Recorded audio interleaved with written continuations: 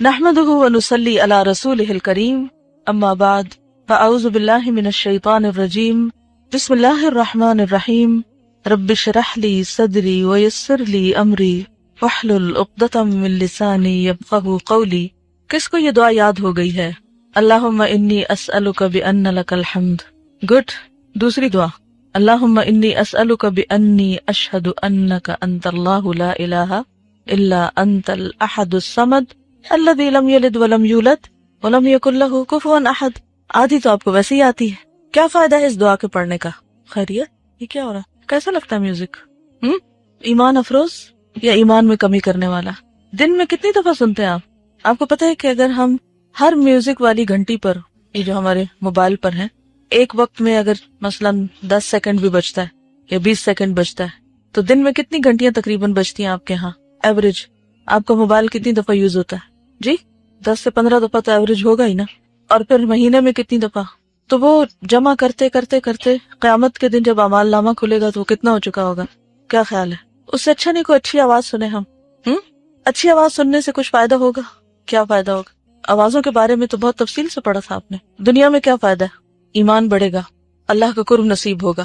اگر کوئی ایسی چیز آپ کے موبائل میں بجتی ہے کہ جس سے آپ کو اللہ یاد آئے، چاہے وہ قرآن کی آیت ہو، چاہے کسی پرندے کی آواز ہو، چاہے پانی کا شور ہو، یا کوئی اس طرح کی نیچر کی کوئی بھی، تو اس سے کیا ہوگا؟ فوراً کس کی یاد آئے گی؟ اللہ کی یاد آئے گی. تو دوہرا فائدہ ہے. ایک تو وہ آواز قیامت کے دن خلاف حجت نہیں بنے گی، اور دوسرے ہر دفعہ جو اللہ کی یاد آئے گی وہ آپ کے اعمال نامے میں لکھی جائے گی. اس سے آپ کے درجات بلند ہوں گے. کس قدر فائدہ ہی فائدہ ہے. اصل بات یہ ہے کہ ہمیں حساب پہ یقین نہیں ہے. اگر ہمیں یقین ہونا کہ جو کچھ ہم کر رہے ہیں وہ سب لکھا جا رہا ہے، وہ سب جمع ہو رہا ہے، تو ہمارے رویے بہت بدل جائیں. عام طور پر ہم سب کا ایٹیٹیوڈ کیا ہے؟ یہ بھی ٹھیک ہے اور وہ بھی ٹھیک ہے. اس سے کیا فرق پڑتا ہے، اس سے کیا فرق پڑتا ہے، یہ ہو جائے تو بھی اچھا ہے، وہ ہو جائے تو بھی خیر ہے. ایسا تو نہیں نا. جس رب کے ہاں ذرہ ذرہ تولا جا رہا ہے اور لکھا جا رہا ہے، وہاں سب چیزیں برابر نہیں. قل لا يستوي الخبيث والطيب ولو اعجبك كثرة الخبيث. کہہ دیجئے کہ خبیث اور طیب، اچھا برا برابر نہیں ہوتے، خواہ تمہیں خبیث کی کثرت کتنی اچھی کیوں نہ لگے. تو چھوٹی چھوٹی چیزوں کا بھی خیال رکھا کیجئے. محض سستی کوتاہی میں اگنور نہ کرتے رہیں، کیونکہ اگنور کرتے کرتے پھر وہ بڑی ہو جائیں گی اور آپ ایسی کیفیت کو جا پہنچیں گی، اتنا نیچے چلی جائیں گی کہ وہاں سے اٹھنا اور نکلنا بھی مشکل ہو جائے گا. کل ہی ہم نے پڑھا تھا نا کہ جو گناہ ہوتے ہیں ان کے اثرات ہوتے ہیں. شر 2 طرح کا ہوتا ہے نا. کون کون سا؟ اندرونی اور بیرونی. بیرونی شر کون سے؟ 4 قسم کے. من شر ما خلق ومن شر غاسق اذا وقب ومن شر النفاثات فی العقد ومن شر حاسد اذا حسد. یہ 4 قسم کے شر ہیں باہر. یعنی انسان کے بیمار ہونے کے لیے، انسان کے ایمان کی کمزوری کے لیے 4 طرح کے شر ہیں. اور پھر اندرونی کون سے؟ اندرونی کیا چیزیں؟ گناہ اور ان کے اثرات جو دل پر ہوتے ہیں. گناہ کا اثر دل پر کیا ہوتا ہے؟ حدیث کی دلیل دیجئے، حدیث سے بتائیے. جب بھی ہم کوئی غلط کام کرتے ہیں تو بلیک ڈاٹ لگ جاتا ہے. اگر ہم توبہ کر لیتے ہیں، اور توبہ کیا ہوتی ہے کہ وہ کام چھوڑ دینا اور پھر شرمندہ ہونا کہ میں نے غلط کیا اور آئندہ کے لیے نہ کرنے کا عہد کرنا، اللہ سے معافی مانگ لینا، تو وہ ڈاٹ جو ہے وہ دھل جاتا ہے. اور اگر ہم یہ نہیں کرتے، یعنی توبہ نہیں کرتے، تو پھر کیا ہوتا ہے؟ پھیل جاتا ہے. ابھی وہ پہلا دھلا نہیں ہوتا کہ ایک اور آ لگتا ہے، اور وہ ابھی دھلا نہیں تو ایک اور لگتا ہے. اگر اس بات کو آپ سمجھنا چاہیں تو آج جب آپ الہدا سے نکلنے لگے تو بالکل بیرونی گیٹ کے ساتھ جو لیفٹ سائڈ پہ کمرہ ہے اس پہ نظر ڈالیں. وہاں ایک چھوٹا سا دروازہ ہے جو وہ لوگ استعمال کرتے ہیں جو عموماً ہاتھ نہیں دھوتے. کل میں گزرتے ہوئے غور کر رہی تھی کہ اس پر اتنی میل جم چکی ہے کہ چونکہ ایک طرف ہے تو کسی کی نظر بھی نہیں گئی. تو میں نے سوچا کہ یہ ایک دن میں نہیں جمی، کیا وجہ ہوئی ہوگی؟ باقی حصہ تو آپ خوب چمکاتے ہیں ماشاءاللہ. میں ایک دن شام کے وقت آئی اور واش رومز میں نے دیکھے تو دل خوش ہو گیا کہ بالکل صاف ستھرے، نو اڈور، نتھنگ، ہر چیز کلین نیٹ. اور مجھے یقین نہیں آیا کہ جہاں اتنے 100 لوگ دن میں یہ واش رومز یوز کرتے ہوں وہاں اتنی صفائی ہو. اور طہارت نصف ایمان ہے. اس سے پتہ چلتا ہے کہ آپ کیا پڑھ رہے ہیں. تو الحمدللہ اس کو دیکھ کر تو مجھے بہت اطمینان ہوا کہ الحمدللہ جو لوگ یہاں پر ہیں وہ دین کو سمجھ رہے ہیں. اسی سے پتہ چل جاتا ہے اگر واش روم کا یوز نہیں نا کسی کو آتا تو اس کا لازمی مطلب یہ کہ اس بندے کو دین کی سمجھ نہیں. کیونکہ جس کو دین کی سمجھ ہوگی وہ لازمی طور پر اپنی سب سے پہلے کیا کرے گا؟ پاکیزگی، صفائی ستھرائی کا خیال رکھے گا. اور اگر واش روم گندا ہو کسی کا، کیا پھر صفائی ستھرائی رہ سکتی ہے؟ پاکیزگی رہ سکتی؟ کپڑے بچ سکتے ہیں؟ وضو ٹھیک سے ہو سکتا ہے؟ نہیں. وہاں سے آپ پاک ہونے کے لیے جاتے ہیں اور الٹا کچھ ساتھ لگا کے آ جاتے ہیں غیر محسوس طریقے سے. تو میں سوچ رہی تھی کہ یہ چونکہ دروازہ ایسا ہے کہ اس دروازے کے آگے گیٹ کھلتا ہے نا، تو وہ جب آپ گزرتے ہیں تو نظر بھی کوئی نہیں پڑتی کسی، تو وہ اتفاق سے دروازہ بند تھا تو پیچھے والا دروازہ نظر آ گیا۔ بالکل اسی طرح ہمارے دل کے گوشوں میں کچھ گوشے ایسے ہوتے ہیں جن کے اوپر ایک اور دروازہ ہوتا ہے نا، ایک اور پردہ ہوتا ہے، ایک اور لیئر ہوتی ہے، اور وہ ہمیں نظر ہی نہیں آتے۔ وہاں اتنے ڈاٹ گر چکے ہوتے ہیں، اتنی میل جم چکی ہوتی ہے کہ ہمیں یا کسی اور کو اسے صاف کرنے کا خیال بھی نہیں جاتا۔ اور ایسے سین آپ کئی جگہ دے سکتے، کسی پبلک جگہ پر آپ چلے جائیں، کئی لوگوں کے آپ نے دیکھا ہوگا کہ جیسے لائٹ آن کرنے کی جگہ ہوتی ہے نا، وہاں کیا نظر آتا ہے؟ میل۔ کیوں آتی؟ کیونکہ روز آپ کا ہاتھ لگتا ہے اور اکثر ہاتھ گندا ہوتا ہے، تو وہ ساری گندگی ریفلیکٹ کرتی ہے آپ کی دیوار پر، جس سے پتہ چلتا ہے کہ آپ کس قسم کے رہنے والے، کون ہے، کون اس جگہ کو استعمال کرتا ہے۔ تو وہ ایک دن میں نہیں ہوتا، روز لگتا ہے، روز لگتا ہے، روز لگتا ہے۔ بالکل اسی طرح جیسے ابھی میں نے میوزک والی گھنٹی کی بات کی، تو وہ کیا ہوتا ہے؟ روز سنتے ہیں، روز سنتے ہیں، اور اتنا سنتے ہیں اور ہر طرف سے وہی آوازیں سن رہے ہیں کہ ہم اتنے امیون ہو گئے کہ ہمیں پتہ ہی نہیں کہ اس کا کوئی بلیک ڈاٹ بھی لگ رہا ہے، کیونکہ یہ ہو ہی نہیں سکتا کہ میوزک ایمان میں اضافہ کرے، وہ لازمی طور پہ کمی کرتا ہے۔ اس کو آپ ایک مثال سے سمجھیے کہ کبھی دیکھنا کا حمام ہوتا ہے، جیسے واٹر ٹینک ہوتا ہے یا کوئی بھی ٹیپ ہوتی ہے، اگر ٹیپ کا وہ پراپرلی فکسڈ نہ ہو اور اس میں سے ایک قطرہ گر رہا ہو تو کیا ہوتا ہے؟ وہ قطرہ گرتے گرتے ٹینک خالی ہو جاتا ہے، ہوتا ہے نا؟ بالکل اسی طرح اگر آپ نے ماشاءاللہ صبح تہجد پڑھے اور پھر تلاوت کی اور پھر اذکار کیے، پھر رو کے دعا مانگی، بائی دا وے پتہ نہیں آپ کو یاد رہا کہ نہیں، آپ نے رو کے دعا مانگی کل سے آج؟ الحمدللہ، شکر اللہ کا۔ ایسی باتیں جو کرنے کی ہوتی نا، کہیں نہ کہیں لکھ لیا کہ جو پھر چیک کیا کہ جی میں نے کیا کہ نہیں۔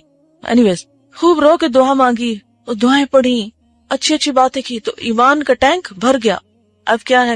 گھر سے نکلے، جو ہی گھر سے موڑ مڑے آگے سے میوزک بج رہا ہے، کہ نہیں ہم تو نہیں سن رہے، ہم نے تھوڑی لگایا، یہ تو کسی نے لگایا ہوا ہے۔ اچھا اب اس کا اثر پڑتا ہے یا نہیں؟ وہ گرد آ جاتی ہے۔ تھوڑے آگے جاتے وین میں بیٹھتے ہیں، ایک اور افسانہ ہے، آگے چلتے ہیں کہیں اور کسی کا موبائل بج رہا ہے، اس میں چھن چھن ہو رہی، کہیں کچھ کرتے کرتے وہ ٹینک کی جو ٹیپ ہے لیک ہو رہی ہے، شام تک کیا ہوتا ہے؟ کافی ڈرین ہو چکے ہوتے ہیں۔ اور پھر اگر اگلے دن اٹھے ہی نہیں تہجد کے لیے تو خود سے خود کہیں سے آ کے وہ بھر جائے گا ایمان سے ٹینک، نہیں بھرے گا، خود سے بھرنا پڑے گا۔ اور اس طرح ہماری زندگیاں غفلت میں جو گزرتی جاتی ہیں، پھر کیا ہوتا ہے؟ میل کی تہیں جمتی جاتی، اور جتنی تہیں زیادہ جم جاتی ہیں ان کے لیے پھر اتنی صفائی کی زیادہ ضرورت ہوتی، اور پھر جب زیادہ گندا ہو جاتا ہے ہم کہتے ہیں چھوڑو پرے، اب گندا تو ہے ہی، اچھا کبھی وہ صفائی کریں گے، رینوویشن ہوگی، پھر پینٹ ہو جائے گا، پھر ٹھیک ہو جائے گا، اب کون اس کو کرے؟ کیونکہ دیکھ کے بھی برائی نہیں لگتی نا، گندگی نہیں لگتی۔ تو بڑے بڑے گناہوں سے بعض اوقات ہم بچ جاتے ہیں، ہم بڑا عہد کر کے نکلتے، کسی کی غیبت نہیں کرنی، نہ سننی ہے کسی کی، کوئی انٹرسٹ نہیں لینا، جھوٹ بھی نہیں بولنا، کسی کا دل بھی نہیں دکھانا، ایسا بھی نہیں کرنا، ویسا، سو عہد کر رہے ہوتے ہیں، اور الحمدللہ بعض اوقات ان بڑے ٹارگیٹس میں کافی حد تک کامیاب بھی ہو جاتے ہیں۔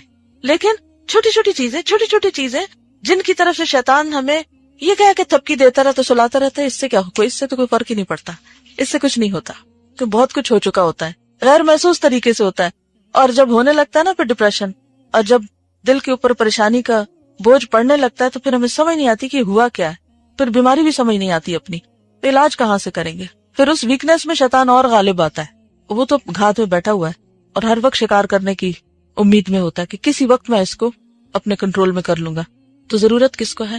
ہمیں خود، کہ ہم نے بچنا ہے، اور یہی تقویٰ کی زندگی ہوتی ہے۔ جب جنگل سے مثال دی تھی ابی بن کعب نے، تو کیا کہا تھا کہ جنگل سے گزرتے ہوئے جیسے کانٹوں وغیرہ سے گزرتے، تو کانٹے ایک طرح سے نہیں ہوتے، کوئی بڑی سی ٹہنی آگے ہوتی ہے، کوئی چھوٹا سا کانٹا ہوتا ہے، کوئی کسی طرح۔ تو بعض اوقات آپ نے دیکھا ہوگا کہ ہم کسی بڑی ٹہنی سے نہ بھی ٹکرائیں، چھوٹے موٹے کانٹے بھی نہ لگے، جو چھوٹی پھانس چھوٹی سی ہوتی ہے نا، جس کو آپ سوئی کے ناکے سے نکالتے ہیں، تکلیف دہ ہوتی ہے نہیں؟ تو بعض اوقات اسی طرح وہ چھوٹی چیزیں جو ہے نا، چھوٹے کانٹے چپکتے رہتے ہیں، تو ہمیں ان سے بھی بچنا ہے۔ اگر آپ لوگ کبھی گاؤں کی زمین پہ چلے ہوں تو آپ نے دیکھا ہوگا ایک چھوٹا سا زمین سے خود رو سا پودا ہوگا ہوا ہوتا ہے، جس کے اندر بھکڑے ہوتے ہیں نا، اچھا اس کے کچھ ٹکڑے ٹوٹ کے ادھر ادھر گرے ہوتے ہیں، اب آپ چلتے ہیں تو کوئی جراب میں اٹک جاتا ہے، کوئی کہیں اٹک جاتا ہے، تو آپ بچ رہے ہوتے ہیں بڑے اوپر سے شاخوں ٹانیوں سے، اور پتہ نہیں چلتا نیچے سے کیا چپک گیا۔ تو اس لیے بے حد ضروری ہے کہ ہم بڑے کانٹوں سے اور بڑی مصیبتوں اور بڑے گناہوں سے بھی بچیں، اور اس کے ساتھ ساتھ چھوٹوں سے بھی بچیں، کہ وہ بھی بڑے اذیت ناک ہے اور جمع ہو کر بڑی مشکل میں ڈال دیں گے۔ تو چلیے اس دعا کو ذرا پڑھیے، اور اپنے لیے ہم سب دعا مانگتے کہ اللہ تو ہمیں حقیقی تقویٰ عطا فرما۔ اور جامع ترمذی اور صحیح حاکم میں حضرت سعد بن ابی وقاص سے مروی ہے کہ حضرت صلی اللہ علیہ وسلم نے ارشاد فرمایا، دعوت ذی النون اذا دعا وهو فی بطن الحوت لا الہ الا انت سبحانک انی کنت من الظالمین انہ لم یدع بها مسلم فی شیء قط الا استجاب اللہ لہ. ترمذی ابواب الدعوات. حضرت ذوالنون یونس علیہ السلام نے مچھلی کے پیٹ میں جو دعا کی تھی وہ یہ ہے کہ لا الہ الا انت سبحانک انی کنت من الظالمین. سورۃ الانبیاء. جس مسلمان نے کسی بات کے لیے اس دعا کو پڑھا اللہ تعالیٰ نے اس کی دعا قبول فرمائی. اور یہ صحیح حدیث ہے. جب آپ پریشان ہوں، دکھی ہوں، کسی مصیبت میں ہوں تو پہلے چند بار اس دعا کو پڑھ لیں. 1.25 لاکھ دفعہ پڑھنا ضروری نہیں، یہ تو ہم نے خود اپنے اوپر بوجھ ڈالا ہے. دل سے پڑھیں گے، یکسوئی سے پڑھیں گے تو چند دفعہ پڑھنا بھی کافی. مثلا 3 دفعہ پڑھ لیں، 7 دفعہ پڑھ لیں، جب تک آپ یکسو ہو جائیں. اور اس کے بعد جو آپ کے دل میں دعا ہے، دلی مراد ہے، وہ مانگیں. نہیں صحیح حاکم میں حضرت سعدی سے مروی ہے کہ رسول اللہ صلی اللہ علیہ وسلم نے فرمایا الا اخبرکم بشیء اذا انزل برجل منکم امر مہم فدعا به یفرج اللہ عنہ. دعاء ذی النون. المستدرک کتاب الدعاء. کیا میں تم کو ایک ایسی چیز نہ بتلاؤں کہ تم میں سے کسی کو جب کوئی مشکل پیش آئے تو یہ دعا پڑھے، اللہ تعالیٰ اس کی مشکل کو آسان کر دے گا. اور وہ حضرت ذوالنون علیہ الصلاۃ والسلام کی دعا ہے، یعنی لا الہ الا انت سبحانک انی کنت من الظالمین، جس کو آپ آیت کریمہ بھی کہتے ہیں کہ جب کوئی مشکل پیش آئے تو اس دعا کو پڑھ کر اپنے لیے دعا مانگیں. اسی صحیح میں ہی انساد سے مروی ہے کہ رسول اللہ صلی اللہ علیہ وسلم نے فرمایا هل ادلکم علی اسم الاعظم دعاء یونس. المستدرک کتاب الدعاء. کیا میں تمہیں اسم اعظم نہ بتلاؤں؟ اسم اعظم حضرت یونس علیہ السلام کی دعا ہے. کسی نے کہا یا رسول اللہ هل کان لیونس خاصہ، یا رسول اللہ کیا یہ دعا حضرت یونس کے لیے خاص تھی علیہ السلام؟ حضرت صلی اللہ علیہ وسلم نے فرمایا الا تسمع قوله تعالی فاستجبنا ونجیناہ من الغم وکذالک ننجی المؤمنین فایما مسلم دعا به فی مرضه 40 مرة فمات فی مرضه ذلك اعطی اجر شہید وان بری مغفورا له. المستدرک. یہ حدیث صحیح نہیں ہے لیکن اس کا آدھا حصہ درست ہے. اور وہ آدھا حصہ کون سا ہے؟ فاستجبنا ونجیناہ من الغم وکذالک ننجی المؤمنین. یعنی جتنا حصہ پچھلی دعاؤں کے ساتھ موافقت کرتا ہے کہ اللہ سبحانہ وتعالیٰ نے ان کی دعا سنی اور اللہ اسی طرح باقی لوگوں کو بھی سنے گا، اتنی بات یہاں تک درست ہے. ٹھیک ہے، لیکن یہ جو بات ہے نا آگے کی 40 بار پڑھے مرض میں تو شہید مرے گا، یہ درست نہیں ہے، یہ موضوع ہے، روایت فیبریکیٹڈ ہے. اور صحیحین میں حضرت ابن عباس سے مروی ہے ان رسول اللہ صلی اللہ علیہ وسلم کان یقول عند الکرب لا الہ الا اللہ العظیم الحلیم لا الہ الا اللہ رب العرش العظیم لا الہ الا اللہ رب السماوات والارض رب العرش الکریم. صحیح بخاری کتاب الدعوات. رسول اللہ صلی اللہ علیہ وسلم بے چینی کے وقت یہ دعا پڑھا کرتے تھے. ترجمہ ہے کوئی لائق عبادت نہیں سوا اللہ بڑائی والے اور تحمل والے کے، کوئی لائق عبادت نہیں سوا اللہ کے جو صاحب عرش عظیم ہے، کوئی لائق عبادت نہیں سوا اللہ کے جو آسمانوں اور زمین اور عزت والے عرش کا مالک ہے. تو مدد تو وہی کرے گا. آپ کبھی بے چین ہوئے؟ ہم سب ہوتے ہیں، لیکن اس وقت ہم پھر کیا کرتے ہیں؟ کوئی بتائے گا کیا کرتے ہیں؟ کچھ بتائیے، شاب بتائیے. ہاں کسی کو فون کرتے ہیں کہ چلو چند باتیں کر کے دل بہل جائے گا. اور کیا کرتے ہیں؟ روتے رہتے ہیں اور بلیمنگ ایٹیچیوڈ، اور تو دوسروں کو برا بھلا کہنا شروع کر دیتے ہیں، بلا وجہ شور مچاتے رہتے، کرینکی ہو جاتے ہیں، اس کو برا بھلا کر، اس کے تھپڑ لگا، اس بچے کا کان کھینچ، اس کے ہاتھ میں روڑ. جی اریٹیٹڈ ہوتے ہیں. کوئی ذرا سی بات کرے تو ایسے شاؤٹ کرتے ہیں جواب میں کہ جیسے پتہ نہیں کیا سر پہ آسمان گرا ہوا ہے، اور دوسرے بیچارے کو پتہ ہی نہیں ہوتا کہ اس کو کیا مسئلہ ہے. کوئی کام ٹھیک سے نہیں کرتے. جی سمجھ نہیں آ رہی ہوتی کرے کیا، کس طرح نکلے اس مصیبت سے، اور ڈپریس ہو جاتے ہیں یا سلیپنگ پلز لے کے سو جاتے ہیں. بار بار یہ کہتے رہتے ہیں میں بہت پریشان ہوں، میں بہت پریشان. بعضوں کے کسی سے بات ہی نہیں کرتے، موڈ آف. اور کوئی بیچارہ ذرا سی بات پوچھ لے اس کی شامت.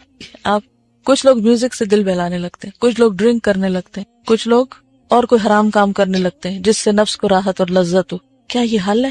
یہ حل نہیں ہے. بعض لوگ عبادت ہی کم کر دیتے ہیں، دعا مانگنا چھوڑ دیتے ہیں، یعنی ہر الٹا کام کرتے ہیں اور وہ نہیں کرتے جو کرنا چاہیے.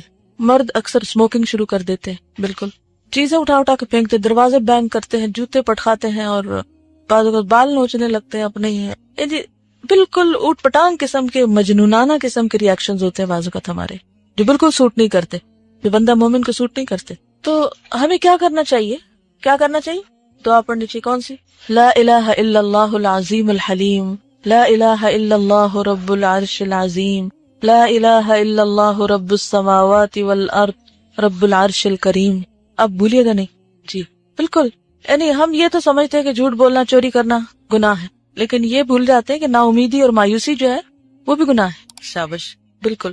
عموماً کیا ہوتا ہے کہ جب بے چینی ہوتی ہے تو وہ ایک طرح کی دل کے اندر تنگی سی ہوتی ہے، اور اس دعا میں آپ دیکھیے کہ اللہ سبحانہ تعالیٰ کی صفات بیان ہو رہی ہیں، اللہ کی عظمت، اللہ کا حلم. حلم کیا ہوتا ہے؟ بردباری، برداشت. اور پھر اللہ کے عرش اور اس کی عظمت اور آسمانوں اور زمین کی عظمت، یعنی آسمان و زمین کے رب کی بات کرتے ہیں، اور عرش کریم کی بار بار عرش کی بات ہوئی. آپ کو پتہ نہیں کہ مخلوقات میں سے سب سے بڑی چیز، سب سے عظیم چیز عرش ہے. تو جب عرش کا ذکر کرتے ہیں اس دعا کے اندر تو وہ جو دل کے اندر تنگی ہوتی ہے نا وہ وسعت میں بدلنے لگتی، کیونکہ انسان جو کچھ بولتا ہے وہ اس کے اوپر خود بھی اثر انداز ہو رہا ہوتا ہے، اس کے الفاظ اثر انداز ہوتے ہیں. تو رسول اللہ صلی اللہ علیہ وسلم بے چینی کے وقت یہ دعا پڑھا کرتے تھے. اب آپ پڑھنا نہیں بھولیے گا، اس کے لیے کیسے یاد رہے گا؟ لکھ کے کہیں لگا لے، ٹھیک ہے، سامنے کہیں. حضرت علی ابن ابی طالب سے مروی ہے کہ علمنی رسول اللہ صلی اللہ علیہ وسلم اذا نزل کرب ان اقول لا الہ الا اللہ الحلیم الکریم سبحان اللہ وتبارک اللہ رب العرش العظیم والحمد للہ رب العالمین. مسند احمد. حضرت علی کہتے ہیں کہ رسول اللہ صلی اللہ علیہ وسلم نے مصیبت کے وقت مجھے یہ دعا پڑھنے کی تعلیم فرمائی. کون سی؟ جو اس حدیث میں گزری ہے. تو انشاءاللہ اسے کثرت سے پڑھیں گے، دہرائیں گے تو بے چینی دور ہو جائے گی. اور اگر کسی اور کو بے چین پائے تو اس کو بھی پڑھنے کے لیے کہیں، اور اگر وہ نہ پڑھ پائے تو اس کے پاس آہستہ آہستہ خود پڑھیں. بعض اوقات آپ ہسپتال جاتے ہیں، مثلا جو مریض ہوتا ہے بڑا بیچارہ بیمار اور کرب میں اور پریشانی میں اور بے چینی میں ہوتا ہے. اب اگر آپ اس سے کہیں کہ پڑھو یہ، وہ کہے گا میں نہیں پڑھتا، یا وہ پڑھ نہیں سکتا، اور آپ بھی پریشان سہم کے کونے میں کھڑے ہوتے ہیں. اب کیا کروں؟ اپنے پاس ایسی کتاب، ایسے کارڈ، ایسی چیزیں رکھے، بس وہاں نکالا، کھولا اور مریض کے پاس بیٹھ کر اسے دہرانا شروع کر دے تو انشاءاللہ سو جائے گا وہ. یا بچے جیسے تنگ کرتے نا ماؤں کو، کرتے بلا وجہ کیا کرتے، مائیں کہتی ہیں کہ ان کو کیا ہوا ہے، چڑچڑے ہو رہے ہیں. بچے بہت جلد چڑچڑے ہو جاتے، انہیں بھوک لگتی ہے وہ چڑچڑے ہو جاتے، نیند نہیں آتی چڑچڑے ہو جاتے ہیں. تو آپ کیا کریں؟ اس دعا کو دہرانا شروع کر دیں. آسان طریقہ کارڈ سے پڑھنا ہے یا زبانی پڑھنا ہے، لیکن آسانی کب ہوتی ہے؟ جب ہم مشکل سے گزرے. ان مال عسری یسرا، لہذا یاد کرنے میں تھوڑی سی تکلیف ہوگی، پھر آپ کی جیب میں ہوگی، یعنی دل والی جیب پہ، جب دل چاہے نکال لیں. نیز اسی مسند امام احمد میں حضرت عبداللہ بن مسعود سے مروی ہے کہ آن حضرت صلی اللہ علیہ وسلم نے ارشاد فرمایا ما اصاب احدا قط هم ولا حزن فقال اللهم انی عبدک ابن عبدک ابن عمتک ناصیتی بیدک ماض فی حکمک عدل فی قضاؤک اسألک اللهم بکل اسم هو لک سمیت به نفسک او علمتہ احدا من خلقک او انزلتہ فی کتابک او استأثرت به فی علم الغیب عندک ان تجعل القرآن ربیع قلبی ونور صدری وجلاء حزنی وذهاب ہمی وغمی الا اذهب اللہ ہمہ وحزنہ وابدلہ مکانہ فرجا. مسند احمد بن حنبل. جب کسی کو کوئی مصیبت اور رنج پہنچے اور وہ یہ دعا پڑھے تو اللہ تعالیٰ اس کی مصیبت اور رنج و غم کو ضرور دفع کر دے گا، یا اس کی جگہ اسے کوئی دوسری فرحت اور خوشی عطا فرمائے گا. ترجمہ ہے دعا کا: اے اللہ، میں تیرا بندہ ہوں، تیرے بندے کا بیٹا ہوں، تیری بندی کا بیٹا ہوں، میری چوٹی تیرے ہاتھ میں ہے، میرے حق میں تیرا حکم جاری ہے، میرے حق میں تیرا فیصلہ عین انصاف ہے. اے اللہ، مانگتا ہوں میں تجھ سے اس نام کی برکت سے جو نام خاص تیری ذات کا ہے، اتارا ہے تو نے اپنی کتاب میں، یا اسے سکھایا ہے تو نے کسی کو اپنی مخلوق میں سے، پسند کیا ہے تو نے اسے علم غیب میں جو مخفی ہے تیرے نزدیک، یہ کہ کرے تو قرآن کو بہار میرے دل کی اور نور میرے سینے کا، اور سبب دور ہو میرے فکر اور غم کا. بہتر سے یہی ہے کہ قرآن پڑھنے کے بعد جب آپ کلاس سے اٹھتے ہیں تو اٹھتے اٹھتے اگر زبانی یاد ہو تو ساتھ ہی پڑھ لیا کریں، یا صبح آپ تلاوت کرتے ہیں تو اس وقت پڑھ لیا کریں، تو انشاءاللہ ڈپریشن قریب بھی نہیں آئے گا. کسی نے کہا یا رسول اللہ، کیا ہم اسے یاد نہ کر لیں؟ آپ نے فرمایا بل ينبغي لمن سمعها ان يتعلمها، بلکہ جو آدمی بھی اس دعا کو سنے اسے چاہیے کہ یاد کر لے. یعنی صرف صحابہ کے لیے نہیں تھی بلکہ ہم سب کے لیے بھی ہے. اور حضرت ابن مسعود فرماتے ہیں ما کرب نبی من الانبیاء الا استغاث بالتسبیح، انبیاء کرام میں سے جس پیغمبر کو کوئی بے چینی ہوئی اس نے تسبیح یعنی سبحان اللہ کے ذریعے خدا سے فریاد کی. ٹھیک ہے، کس سے فریاد کی؟ سبحان اللہ. سورۃ الحجر کے آخر میں آتا ہے وَلَقَدْ نَعْلَمُ أَنَّكَ يَضِيقُ صَدْرُكَ بِمَا يَقُولُونَ فَسَبِّحْ بِحَمْدِ رَبِّكَ وَكُن مِّنَ السَّاجِدِينَ وَاعْبُدْ رَبَّكَ حَتَّى يَأْتِيَكَ الْيَقِينُ. تو اس میں کیا آتا ہے، ہمیں معلوم ہے کہ ان لوگوں کی باتوں سے آپ کا دل تنگ ہوتا ہے، خاص طور پر جب لوگ ستائیں. بعض اوقات کچھ لوگ بہت منفی ذہن کے ہوتے ہیں، ان کی باتوں میں بھی طنز ہوتا ہے، وہ گفتگو کرتے ہیں تو ایسا لگتا ہے آپ کے اوپر نستر برس رہے ہیں. ہوتے ہیں نا کچھ لوگ ایسے. سوچیے اپنے بارے میں بھی، کہیں ہم تو نہیں ان میں سے کوئی ایک کہ ہماری باتوں سے کسی کو تکلیف پہنچتی ہے. تو جس کسی کی بات سے آپ کا دل تنگ ہونے لگے، دل گھٹنے لگے، تو کیا کریں؟ سبح بسم ربک، اپنے رب کے نام کے ساتھ اس کی تسبیح کریں. دل میں فوراً سبحان اللہ و بحمدہ سبحان اللہ العظیم. بعض اوقات کسی کا منہ نہیں بند کر سکتے آپ کمزور ہوتے ہیں اس کے معاملے میں. بعض اوقات آپ فتنے فساد سے بچنے کے لیے صرف سن لینے کو ہی کافی سمجھتے ہیں، ٹھیک ہے. تو ایسے موقع پر انسان کیا کرے؟ خاموشی سے تسبیح پڑھنی شروع کر دے. تو آپ دیکھیے کہ ما کرب نبی من الانبیاء، یہ نسخہ ہر نبی کا نسخہ ہے. کوئی نبی ایسا نہیں کہ جسے کوئی کرب پہنچا ہو اور اس نے تسبیح کے ساتھ استغاثہ نہ کیا ہو، فریاد نہ کی ہو. اور کتاب المجابین، مجابین کا کیا مطلب ہے؟ جن کی دعائیں قبول ہوئی، جن کی دعائیں قبول ہوتی. تو کتاب المجابین میں ابن ابی دنیا نے حسن بصری سے بسلسلہ دعا یہ قصہ بیان کیا ہے کہ انصار صحابہ میں سے ابو مغلق، یہ مغلق نہیں ہے، معلق ہے، عین کے ساتھ ہے، معلق. یہ صحابی بہت بڑے تاجر تھے، اپنے اور دوسروں کے مال لے کر تجارت کیا کرتے، عبادت گزار اور پرہیزگار تھے. ایک مرتبہ انہوں نے سفر کیا. دوران سفر میں ایک مسلح ڈاکو سے پالا پڑا. کبھی آپ میں سے کسی کو پالا پڑا؟ جی الحمدللہ کہ اکثریت معمون ہے، لیکن کچھ پتہ نہیں ہوتا زندگی میں کہاں کوئی سامنے آ جائے. کیونکہ بعض اوقات آپ کسی سڑک پہ جا رہے ہوتے ہیں تو اچانک کوئی شخص آپ کو پرس چھین کے بھاگنے لگتا ہے، کوئی بلا آگے سے آ جاتی، کوئی پیچھے سے آ جاتی. کوشش کے باوجود کبھی کبھی ایسی مشکلات آ جاتی ہیں. تو اس صورت میں ان صحابی کو ڈاکو سے پالا پڑا. ڈاکو نے انہیں کہا جو کچھ تمہارے پاس ہے یہاں رکھ دو، میں تمہیں قتل کرتا ہوں. ابو معلق انصاری نے کہا کیا تم مجھے قتل ہی کرنا چاہتے ہو؟ اگر صرف مال چاہتے ہو تو یہ مال ہے، لے لو اور مجھے چھوڑ دو. ڈاکو نے کہا یہ مال تو اب میرا ہو ہی چکا ہے، میں تمہیں قتل بھی ضرور کروں گا، یعنی مال تو ہے ہی میرا لیکن تمہیں بھی ماروں گا. ابو معلق انصاری بولے اگر مجھے تم چھوڑ نہیں سکتے تو مجھے اتنی مہلت تو دو کہ میں 4 رکعت نماز پڑھ لوں. ڈاکو نے کہا اچھا تم جتنی نماز پڑھنا چاہو پڑھ لو. ابو معلق انصاری نے وضو کیا اور 4 رکعت نماز پڑھی. نماز کے آخری سجدے میں انہوں نے یہ دعا پڑھی، یا ودود یا ذل عرش المجید یا فعال لما ترید اسألک بعزک الذی لا یرام وبملکک الذی لا یدام وبنورک الذی ملأ ارکان عرشک ان تکفینی شر ھذا اللص یا مغیث اغثنی یا مغیث اغثنی یا مغیث اغثنی. نزہۃ المجالس والمنتخب النفائس باب فضل الدعاء. اے محبت کرنے والے، ڈاکو سے پالا پڑا ہوا اور اللہ کو کس نام سے پکار رہے ہیں؟ اے محبت کرنے والے. اتنا بھی حسن ظن ہوگا کسی کا اللہ کے بارے میں؟ اے محبت کرنے والے، اے شاندار عرش کے مالک، اے اپنے ارادے سے سب کچھ کرنے والے، میں تجھ سے سوال کرتا ہوں تیری عزت کا واسطہ دے کر جسے کوئی چھیڑ نہیں سکتا، تیری مالکیت کا واسطہ دے کر جس میں کوئی مزاحم نہیں ہو سکتا، اور تیرے نور کا واسطہ دے کر جس سے تیرے عرش کا چاروں کونٹ بھرا ہوا ہے. یہ چاروں کونے، ارکان، رکن، کارنر کو کہتے ہیں. اس چور کے شر سے مجھے بچا لے. اے فریاد رس میری مدد کر، اے فریاد رس میری مدد کر، اے فریاد رس میری مدد کر. 3 مرتبہ انہوں نے یہ دعا پڑھی. اسی وقت ایک سوار نمودار ہوا. اس کے ہاتھ میں نیزہ تھا جو گھوڑے کے سر پر 2 کانوں کے بیچ میں رکھے ہوئے تھا.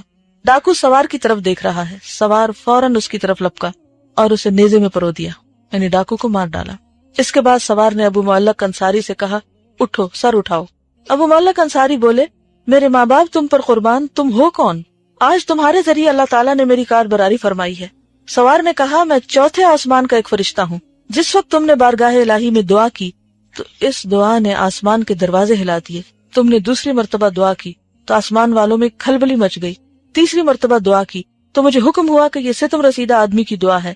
پس میں نے بارگاہ الہی میں درخواست کی کہ اس کام پر مجھے مامور کیا جائے، چنانچہ میں تمہاری مدد کے لیے یہاں پہنچا ہوں. حضرت حسن بصری کہتے ہیں جو شخص وضو کر کے 4 رکعت نماز پڑھے اور مذکورہ دعا پڑھے تو اس کی دعا ضرور قبول ہوگی، وہ ستم رسیدہ ہو یا نہ ہو. ستم رسیدہ مصیبت میں پڑا ہوا ہو یا نہ ہو. تو خلاصہ دعا کا کیا ہے کہ اللہ کو اس کے اچھے اچھے ناموں سے پکار کر دعا کی جائے. اور یہ اللہ سبحانہ وتعالیٰ نے خود بھی حکم دیا ہے. کہاں؟ قرآن مجید میں فَلِلَّهِ الْأَسْمَاءُ الْحُسْنَى فَادْعُوهُ بِهَا. اللہ کے ہیں اچھے اچھے نام، ان ناموں کے ذریعے اس کو پکارو. اب یہ اس نے کہیں پڑھے نہیں تھے اور نہ کہیں سے نقل کر کے لایا تھا اور نہ کہیں کاغذ رکھا ہوا تھا کہ کارڈ نکالتا اور پھر پڑھتا. یہ اس کے دل کے الفاظ تھے. یہ اس کا اللہ سبحانہ وتعالیٰ سے ایک تعلق تھا، ایک محبت کا تعلق. اللہ سے حسن ظن تھا اور پورے درد کے ساتھ پکارا ہوگا. جب موت سر پہ کھڑی ہو تو انسان کیسے پکارے گا؟ اور پھر یہ بھی آپ کو پتا نا کہ دعائیں اوپر اٹھتی ہیں، پھر دروازے کھلتے ہیں ان کے لیے یا نہیں کھلتے. قرآن مجید میں آتا ہے نا الیہ یصعد الکلم الطیب والعمل الصالح یرفعہ. کیا مطلب ہے اس کا؟ الیہ اس کی طرف، یصعد چڑھتے ہیں کیا؟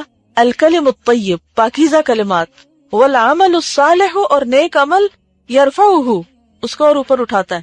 تو نفل پڑھنا، یہ 4 رکعتیں پڑھنا کیا نیک عمل ہے، صدقہ کرنا کیا نیک عمل ہے، قرآن پڑھنا کیا نیک عمل ہے. تو کوئی بھی نیک عمل جب آپ کرتے ہیں تو اس کے بعد جو دعا آپ کرتے ہیں وہ دعا اس کے ذریعے اوپر اٹھتی ہے. نیک عمل ایک طرح سے کیریئر بن جاتا ہے، دعا اس میں بیٹھ جاتی ہے اور پھر اوپر سیر کر کے چلی جاتی ہے اور وہ اوپر تک پہنچا دیتی. بعض دعائیں 7ویں آسمان تک پہنچ جاتی. اور یہ بھی آپ کو معلوم ہے کہ جب ہماری دعائیں گزر رہی ہوتی ہیں نا تو فرشتے ان کو سن رہے ہوتے ہیں، کون کیا مانگ رہا ہے. یہ کہاں سے پتا چلتا ہے؟ کوئی دلیل دے. آپ کو یاد ہوگا نا کہ بعض اوقات کوئی ایسا شخص جو کبھی دعا نہیں مانگتا تو پھر کبھی مصیبت کے وقت مانگتا ہے تو فرشتے کیا کہتے ہیں؟ یہ کوئی اجنبی سی دعا ہے، اجنبی سی آواز ہے، کوئی ایلین ہے، پہلے تو کبھی آواز نہیں سنی. لیکن جو لوگ ریگولرلی دعائیں مانگتے ہیں ان کی دعائیں سنی جاتی ہیں، اور فرشتے بھی ایسے لوگوں کے لیے آمین کہتے ہیں، خاص طور پر ان کے لیے جو کسی اور کے لیے دعائیں مانگ رہے ہوں اور خود اپنی طرف سے بھی دعائیں مانگتے ہیں اہل ایمان کے لیے. تو ضرورت کس بات کی؟ کرنے کا کام کیا ہے؟ پھر کیا کرنا چاہیے ہم کو؟ دعائیں تو مانگنی ہے، لیکن کیسے؟ دل کے ساتھ. دل سے کیسے نکلیں گی؟ جب دل میں اللہ کی محبت ہوگی، اللہ کی ذات پر یقین ہوگا، اعتماد ہوگا اس کی قدرت کا، اس کی باقی صفات کا کہ وہ کر سکتا ہے اور جو میں چاہتا ہوں وہ مجھے عطا کر سکتا ہے، وہ دے سکتا ہے. تو انشاءاللہ پھر پوری تاثیر کے ساتھ وہ دعا اوپر جائے گی. قرآن پاک میں آتا ہے نا وَلِلَّهِ جُنُودُ السَّمَاوَاتِ وَالْأَرْضِ. کیا مطلب ہے؟ آسمان و زمین میں اللہ کے لشکر ہے، اللہ کی ملکیت میں. وَمَا يَعْلَمُ جُنُودَ رَبِّكَ إِلَّا هُوَ. تیرے رب کے لشکروں کو اس کے سوا کوئی جانتا ہی نہیں. وہ تو کسی کے ذریعے بھی ہماری مدد کرا سکتا ہے. کمی ہمارے اندر ہوتی ہے کس چیز کی؟ یقین کی. ہم ڈاواڈول ہوتے ہیں، مانگے کہ نہ مانگے پتہ نہیں قبول ہوگی کہ نہیں ہوگی. جو کوئی آخرت کی کھیتی چاہتا ہے ہم اس کے لیے اس کی کھیتی میں اضافہ کریں گے، اور جو کوئی دنیا کی کھیتی چاہتا ہے اسے ہم اس میں سے کچھ دے دیں گے، اور آخرت میں اس کے لیے کوئی حصہ نہیں.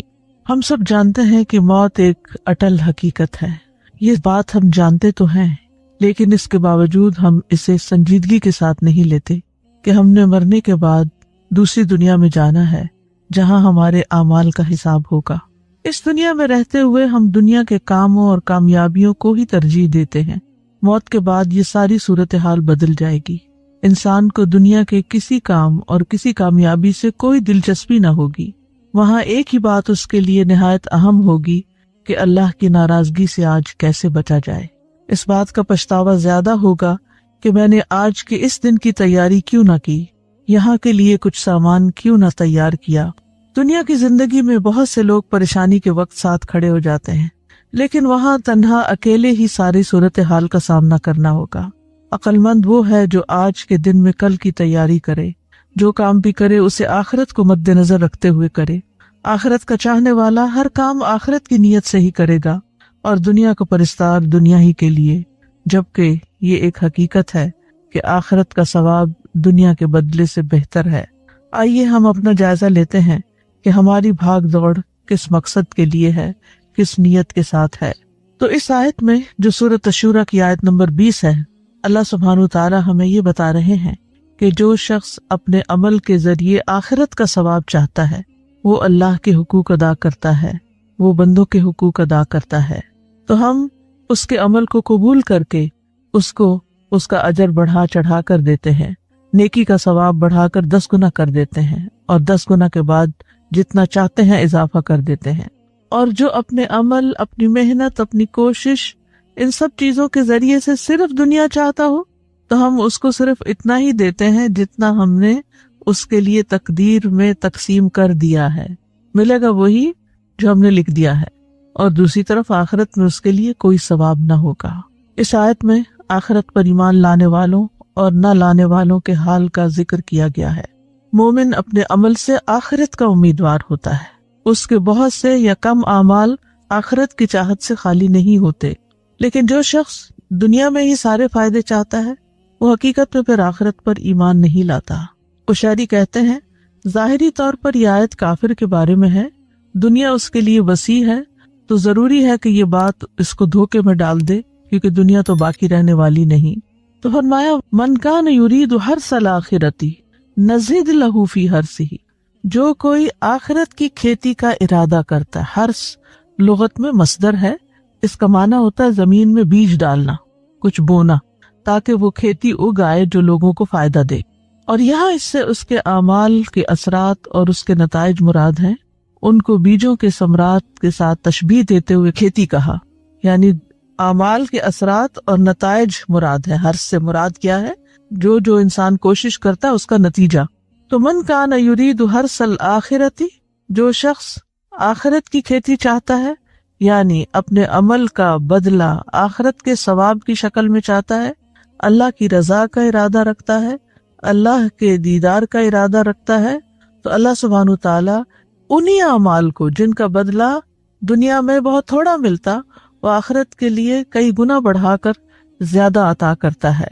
اور آخرت کی کھیتی کی اچھائی یہ ہے کہ وہ ایسی کھیتی ہے جس کو کئی گنا زیادہ بڑھا دیا جاتا ہے اور اس میں برکت رکھی گئی ہے، اور اس کے اثرات اور افادیت اس کے مالک کے لیے باقی رہتے ہیں دنیا کی کھیتی کے برعکس. کیونکہ دنیا کی کھیتی میں برکت نہیں دی جاتی، نہ اس میں کئی گنا اضافہ کیا جاتا ہے، نہ ہی دنیا کی کھیتی اپنے مالک کے لیے قائم رہتی ہے، اور موت آنے کی صورت میں یہ اپنے مالک سے ختم ہو جاتی ہے، یعنی ملکیت بھی ختم ہو جاتی ہے انسان کی، اور تمام کی تمام دنیا آخرت کے آنے پر ختم ہو جاتی ہے.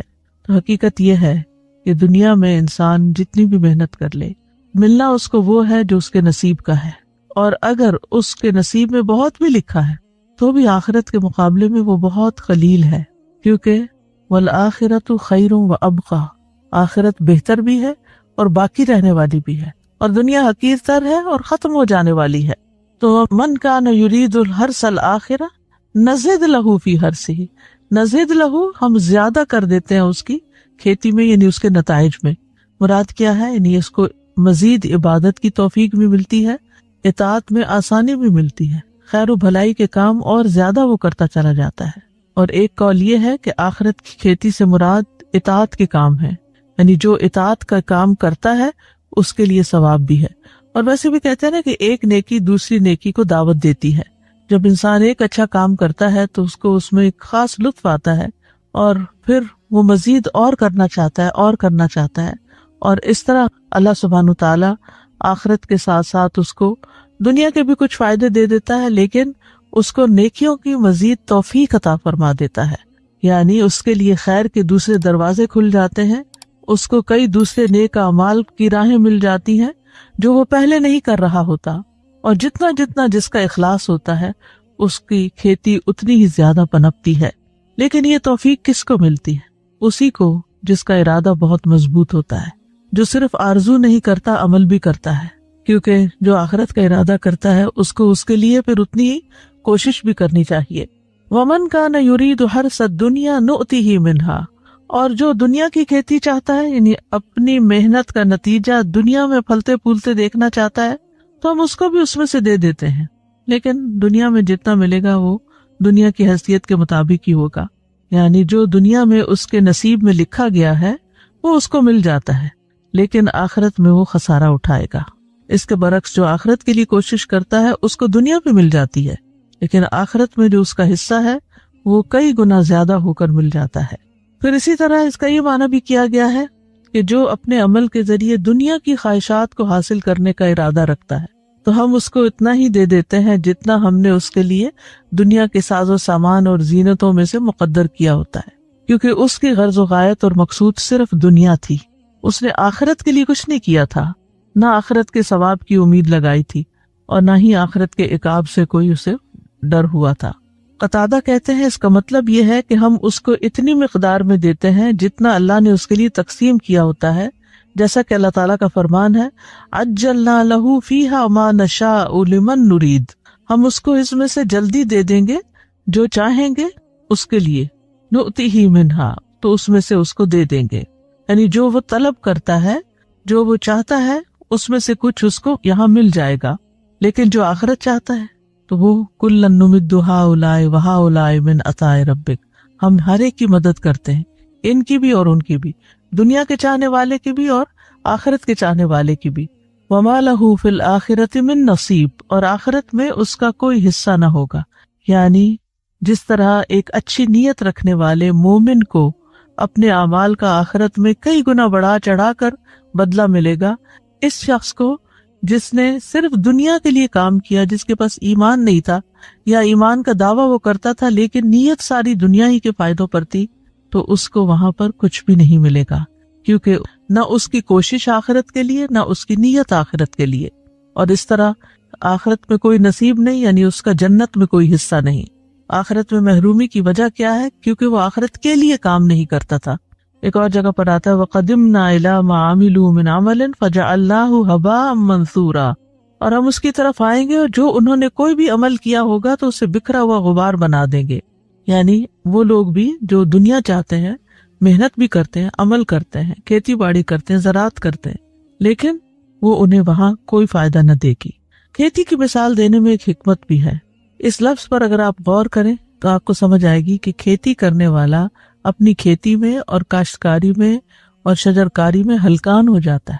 وہ نہ دن دیکھتا ہے نہ رات دیکھتا ہے. دن کے وقت سخت دھوپ میں کام کرتا ہے، راتوں کی نیند قربان کر کے سخت سردیوں میں رات کے وقت کھیتوں کو پانی لگا رہا ہوتا ہے. کیوں؟ اس لیے کہ اس کو اس کھیت سے غلے اور پھل کی توقع ہوتی ہے، امید ہوتی ہے کہ یہ کھیتی کچھ فائدہ لائے گی.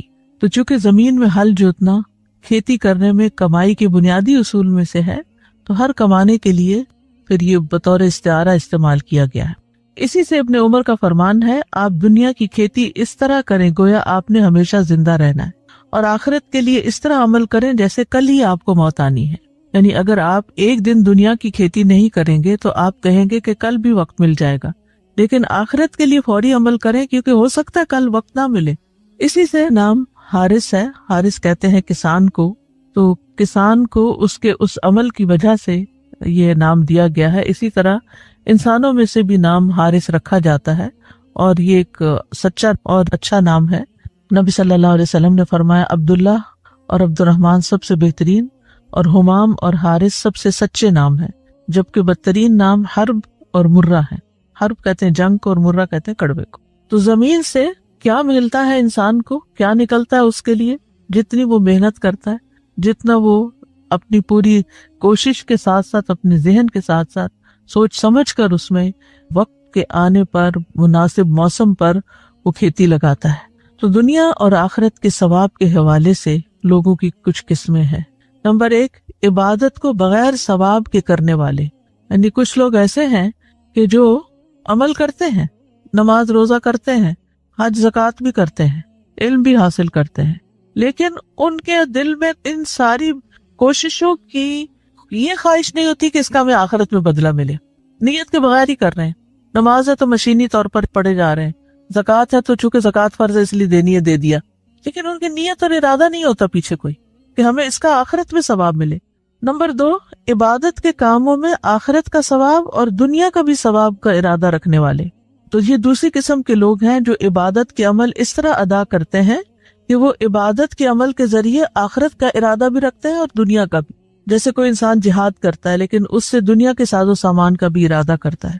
آپ سے پوچھا گیا کہ اگر کوئی جہاد کرتا ہے لیکن وہ چاہتا ہے کہ آخرت کے ساتھ ساتھ اس کو دنیا میں بھی ملے، تو آپ نے فرمایا اس کو کوئی ثواب نہیں. تیسرا وہ ہے عبادت کے کام سے آخرت کا ثواب حاصل کرنے والے لوگ. تو یہ تیسری قسم ہے جو عبادت کے اعمال اس طرح ادا کرتے ہیں کہ وہ اس سے آخرت کے ثواب کا ارادہ رکھتے ہیں، اور اس کے علاوہ دیگر فوائد بھی جو عبادت کے نتیجے میں ہوتے ہیں ان کا بھی وہ ارادہ کرتے ہیں. تو ایک لحاظ سے یہ ایک شرعی مصلحت ہے اور شرعی احکام میں اس کو ملحوظ رکھا گیا ہے. چوتھی قسم وہ ہے جو دنیاوی کام آخرت کے اجر کی نیت کے بغیر کرنے والے ہیں. جیسے دنیا کے کام ہے کھانا پینا چلنا پھرنا، تو اگر انسان آخرت کی نیت کے بغیر کام کرتا ہے، اس میں ثواب کی نیت نہیں ہوتی، تو نہ اس کو اجر ملے گا نہ گناہ ملے گا، کیونکہ وہ روٹین میں اپنے دنیا کے روز کے کام کر رہا ہے. یہ ایسے لوگوں کا حال ہے جو غافل اور لا علم ہے. پانچویں قسم کے لوگ وہ عقل مند ہیں کہ جو مباح کاموں کو بھی آخرت کی نیت سے کرنے والے ہیں. کھانا کھا رہے ہیں لیکن اس میں بھی ان کی نیت اچھی ہے، گھر کے کام کاج کر رہے ہیں، جاب کر رہے ہیں، محنت مشقت مزدوری کر کے اپنے بیوی بچوں کے لیے کما کے لاتے ہیں، لیکن اللہ کی رضا کے لیے کہ اللہ نے ہم پر یہ ذمہ داری ڈالی ہے، تو ان کا وہ کام چاہے وہ پیورلی دنیا کا کام کیوں نہیں، اس پر بھی ان کو اجر ملے گا. کیونکہ انہوں نے یہ سب کچھ اللہ کی رضا کے لیے کیا اور آخرت میں اجر پانے کے لیے کیا۔ وہ سوتے بھی ہیں تو اس لیے تاکہ ان کی تھکاوٹ دور ہو اور وہ زیادہ سے زیادہ اچھی عبادت کر سکیں۔ وہ جسمانی ورزش کرتے ہیں، ایکسرسائز کرتے ہیں تاکہ وہ اطاعت کے کاموں پر قوت حاصل کر سکیں۔ تو بات یہیں پر آ کر رکتی ہے کہ جیسی نیت ویسا ہی پھل ہوگا، جو ارادہ ہوگا جس کے لیے کر رہے ہیں وہی سامنے آئے گا۔ ایک اور اعتبار سے بھی لوگوں کی تقسیم ہے، وہ کیا ہے؟ دنیاوی فائدوں کے حصول کے لیے نیک کام کرنے والے لوگ، یعنی بظاہر نیک کام کر رہے ہیں، مثلا تسبیح پڑھ رہے ہیں، ذکر کر رہے ہیں، لیکن مقصد کیا؟ دنیا میں کچھ مل جائے اس کا۔ نماز اس لیے پڑھ رہے ہیں تاکہ ان کی ایکسرسائز ہو جائے، روزہ اس لیے رکھ رہے ہیں کہ ڈائٹنگ ہو جائے، حج پہ اس لیے جا رہے ہیں کہ ہالیڈیز ہو جائیں، یا اس کے علاوہ بھی جو بھی وہ نیک کام کرتے ہیں اس کے پیچھے وہ دنیا کا کوئی فائدہ سوچ لیتے ہیں، چلو کر لیتے ہیں، نیک کام ہی ہے نا، تو اس کا یہ اور یہ اور یہ فائدہ ہو جائے گا۔ تو بہت سے لوگ اللہ کی رضا حاصل کرنے کے لیے نیک کام کرتے ہیں، جیسے نماز ہے، صدقہ ہے، صلہ رحمی ہے، احسان کرنا ہے، ظلم چھوڑ دینا، لیکن وہ ان کے ذریعے آخرت کا ثواب حاصل کرنے کی نیت نہیں کرتے، بلکہ اس کے بدلے میں چاہتے ہیں کہ اللہ اس کے مال کی حفاظت کرے۔ یعنی نماز کیوں پڑھتے ہیں؟ تاکہ اس کی دن بھر حفاظت رہے، یا یہ کہ ذکر اذکار تسبیحات کر کے کام شروع کریں تاکہ مال بڑھ جائے، برکت ہو بزنس میں، یا اس کے اہل و عیال کی حفاظت ہو۔ وہ اپنے عمل سے جنت کو پانے یا جہنم سے فرار حاصل کرنے کا کوئی ارادہ نہیں رکھتے۔ اس آدمی کو دنیا میں اس کا اجر و ثواب دے دیا جاتا ہے، لیکن آخرت میں اس کا کوئی حصہ نہیں، اور یہ وہ قسم ہے جس کو ابن عباس رضی اللہ عنہ نے بیان کیا ہے۔ نمبر 2، ریاکاری کرنے والے۔ یہ پہلے سے بھی زیادہ سنگین اور زیادہ خوفناک ہے۔ یہ وہ قسم ہے جسے مجاہد رحمہ اللہ نے اس آیت میں بیان کیا ہے۔ وہ یہ ہے کہ ایک انسان نیک عمل کرتا ہے اور اس کی نیت آخرت کے ثواب کو طلب کرنا نہیں ہوتی، جیسا کہ یہ ہم نے آیت بیان کی، اس کی طرف اشارہ، صرف ریاکاری کرنا مقصود ہوتی ہے۔ تیسرے وہ لوگ ہیں جو نیک اعمال کو دنیاوی غرض سے کرنے والے ہیں، یعنی نیک عمل کرتا ہے انسان اور اس سے مقصد اس کا کچھ مال حاصل کرنا ہوتا ہے۔ مثال کے طور پر حج کرتا ہے تاکہ کچھ مال کما سکے، دنیا حاصل کرنے کے لیے ہجرت کرتا ہے، یا وہ مال غنیمت حاصل کرنے کے لیے جہاد کرتا ہے۔ تو اس آیت کی تفسیر میں اس قسم کو بھی بیان کیا جاتا ہے، یعنی جیسے ایک انسان علم حاصل کرتا ہے تاکہ اپنے گھر والوں کو پڑھا سکے، یا وہ اس کے ذریعے کوئی لیڈرشپ کا رول ادا کر سکے، یا قرآن سیکھتا ہے تاکہ وہ کسی مسجد میں کام کر کے نماز پڑھا کے کوئی جاب کر سکے۔ تو یہ وہ لوگ ہیں جو نیک اعمال کو دنیاوی غرض سے کرتے ہیں۔ تجوید اس لیے سیکھ رہے ہیں تاکہ اس کے ذریعے مال کما سکے۔ چوتھا وہ شخص ہوتا ہے جو ایمان سے محروم ہوتا ہے، یعنی ویسے ایمان نہیں ہے، کام اچھے کر رہے ہیں لیکن مسلمان نہیں ہے، تو ان کا بھی اجر کچھ نہیں ملے گا، کیونکہ قرآن مجید میں آتا ہے انما یتقبل اللہ من المتقین، اللہ متقی لوگوں سے ہی قبول کرتا ہے۔ تو اب ہمیں سوچنا چاہیے کہ ہم کیا چاہتے ہیں۔ مثلا ہم اگر اس وقت یہ لیکچر سن رہے ہیں تو کس نیت سے سن رہے ہیں، پڑھا رہے ہیں تو کس نیت سے پڑھا رہے ہیں، سیکھ رہے ہیں تو کس نیت سے سیکھ رہے ہیں، کیونکہ اللہ کے پاس دونوں بدلے ہیں، دنیا بھی ہے، آخرت بھی ہے، دونوں کا مالک وہی ہے۔ ہم کیا چاہتے ہیں یہ اس پر ڈیپینڈ کرتا ہے کہ ہمارا ارادہ کیا ہے۔ سورۃ النساء میں آتا ہے من کان یرید ثواب الدنیا فعند اللہ ثواب الدنیا والآخرہ وکان اللہ سمیعا بصیرا۔ جو شخص دنیا کا بدلہ چاہتا ہو تو اللہ ہی کے پاس دنیا اور آخرت کا بدلہ ہے، اور اللہ ہمیشہ سے سب کچھ سننے والا اور سب کچھ دیکھنے والا ہے۔ اسی طرح ایک اور جگہ سے پتہ چلتا ہے کہ دنیا چاہنے والے کو دنیا اور آخرت کے طلبگار کو آخرت ملے گی۔ سورۃ بنی اسرائیل میں ہے من کان یرید العاجلۃ عجلنا لہ فیہا ما نشاء لمن نرید ثم جعلنا لہ جہنم یصلاها مذموما مدحورا ومن اراد الآخرۃ وسعى لها سعیہا وہو مؤمن فاولئک کان سعیہم مشکورا۔ جو شخص اس جلدی والی دنیا کا ارادہ رکھتا ہو ہم اس کو اس میں سے جلدی دے دیں گے، جو چاہیں گے، جس کے لیے چاہیں گے۔ پھر ہم نے اس کے لیے جہنم بنا رکھی ہے، یعنی جو دنیا چاہتا ہے اس کو دنیا میں سے دے دیں گے، لیکن آخرت میں جہنم ہے اس کے لیے، اس میں داخل ہوگا مذمت کیا ہوا، دھتکارا ہوا۔ اور جس نے آخرت کا ارادہ کیا اور اس کے لیے کوشش کی جو اس کے لائق کوشش ہے، جبکہ وہ مومن ہو، تو یہی لوگ ہیں جن کی کوشش ہمیشہ سے قدر کی ہوئی ہے۔ پھر دنیا چاہنے والے کو دنیا میں اعمال کا بدلہ مل جاتا ہے۔ سورۃ ہود میں آتا ہے من کان یرید الحیات الدنیا وزینتہا نوفی الیہم اعمالہم فیہا وہم فیہا لا یبخسون۔ جو کوئی دنیا کی زندگی اور اس کی زینت کا ارادہ رکھتا ہو ہم انہیں ان کے اعمال کا بدلہ اسی دنیا میں پورا دے دیں گے، اور اس دنیا میں ان سے کمی نہ کی جائے گی، یعنی ان کی کوشش کے مطابق ان کو مل جائے گا۔ رسول اللہ صلی اللہ علیہ وسلم نے فرمایا اعمال کا دار و مدار نیتوں پر ہے، ہر انسان کے لیے وہی ہے جس کی اس نے نیت کی۔ سو جس نے اللہ اور اس کے رسول کی طرف ہجرت کی تو اس کی ہجرت اللہ اور اس کے رسول کی طرف ہے، اور جس نے دنیا حاصل کرنے کے لیے ہجرت کی یا کسی عورت سے نکاح کرنے کے لیے تو اس کی ہجرت اسی کی طرف ہے جس کی طرف ہجرت کی نیت کی۔ اسی طرح رسول اللہ صلی اللہ علیہ وسلم نے فرمایا اس امت کو عظمت اور رفعت، دین و نصرت اور زمین میں اقتدار کی خوشخبری دے دو، سو جو ان میں سے آخرت کا عمل دنیا کے لیے کرے گا اس کا آخرت میں کوئی حصہ نہ ہوگا، لیکن اگر آخرت کی نیت سے کریں گے تو دنیا بھی ملے گی اور آخرت بھی ملے گی، دونوں مل جائیں گی۔ اگر حقیر دنیا کی نیت ہوگی تو حقیر ہی ملے گا، اور اگر بہترین آخرت کی نیت ہوگی تو بہترین ہی ملے گا۔ یہ بھی یاد رکھیے کہ جو عمل صرف اللہ کے لیے کیے جائیں وہی قبول ہوتے ہیں، باقی قبول نہیں ہوتے۔ ابو امامہ باہلی سے روایت ہے، وہ کہتے ہیں ایک شخص نبی صلی اللہ علیہ وسلم کے پاس حاضر ہوا اور کہنے لگا آپ بتائیے، ایک شخص جنگ کے لیے جاتا ہے اور ثواب اور شہرت دونوں کا طلبگار ہے، اسے ثواب بھی چاہیے، اسے فیم بھی چاہیے، اسے کیا ملے گا؟ آپ نے فرمایا اسے کچھ نہیں ملے گا۔ اس شخص نے یہ سوال 3 بار دہرایا۔ رسول اللہ صلی اللہ علیہ وسلم تینوں بار یہ فرما رہے تھے کہ اسے کچھ نہیں ملے گا۔ پھر آپ نے فرمایا اللہ صرف اس عمل کو قبول کرتا ہے جو خالص اس کے لیے کیا جائے اور اس کے ذریعے صرف اسی کا چہرہ مقصود ہو، اس کے برعکس دنیا داری کے لیے کیا گیا عمل ناقابل قبول ہے۔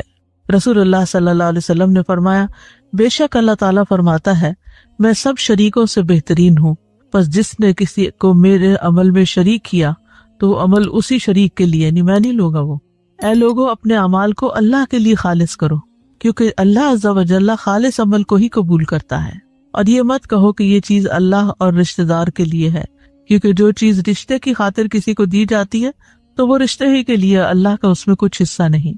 اور نہ یہ کہو کہ یہ چیز اللہ کے لیے اور تمہارے لیے ہے، بس وہ تمہارے ہی لیے ہوگی، اللہ کے لیے اس میں کچھ نہیں ہوگا۔ مطلب کیا اس کا کہ اگر انسان کہے کہ میں تمہاری خوشی کے لیے یہ کر رہا ہوں اور اللہ کی خوشی کے لیے بھی کر رہا ہوں، تو بندے کی خوشی اگر اس کا دل چاہ تو وہ تو ہو جائے گا، لیکن اس کام میں پھر اللہ کی خوشی نہیں۔